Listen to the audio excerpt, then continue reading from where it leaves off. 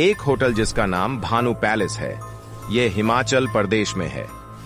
इस होटल का खाना जितना लोकप्रिय है, उससे भी ज्यादा इस होटल का कमरा नंबर 271 लोकप्रिय है।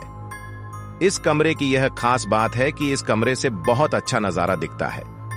यह कमरा अब खाली ही रहता है और ना ही किसी को जाने की अनुमति है।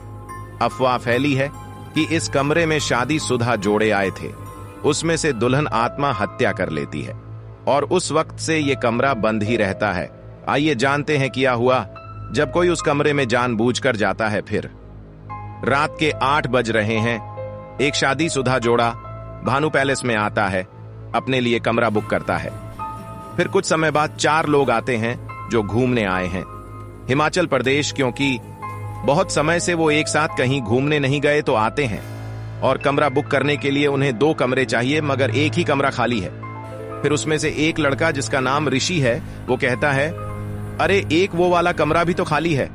271 होटल का स्टाफ कहता है, नहीं, वो कमरा देना माना है, आप लोग शायद नए हैं इस जगह पे। अब उसमें से एक लड़की नीलम कहती है, ऋषि रहने दो, हम 4 एक ही कमरे में रात में रह लेंगे। नीलम, मैडम आप एक ही कमरा दे दो जो खाली हो।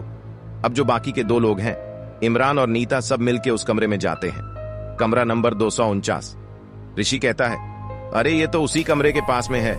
और ऋषि चुपके से कमरा नंबर 271 की चाबी रख लेता है और कमरा नंबर 249 में जाकर कहता है, ये देखो चाबी 271 कमरे की, कौन जाएगा मेरे साथ? इमरान, तुम? इमरान, नहीं मैं नहीं जाऊंगा।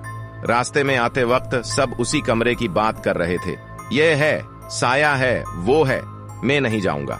ऋषि, तुम? नीता? नीता, नहीं, पागल कुत्ते ने काटा है किया। ऋषि, नीलम और मैं उस कमरे में जाकर सो जाते हैं। नीलम, दूर हट, तू मेरे साथ में अकेले जाऊंगी उस कमरे में, तुम तीनों यहां सो जाओ। ऋषि, ऐसा थोड़ी होता है, मैंने निकाली है ये चाबी मुश्किल से। नीलम, बस कुछ नहीं सुनना।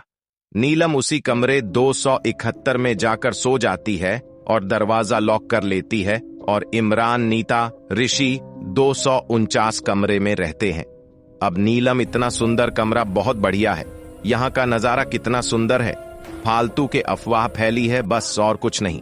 अब सुबह होते ही सब लोग निकल जाते हैं और वह कमरा भी बंद कर देते हैं जो कमरे की चाबी 271 की ऋषि ने चुपके से ली थी। अब नीता, तो इसमें अभिषेक की क्या गलती है?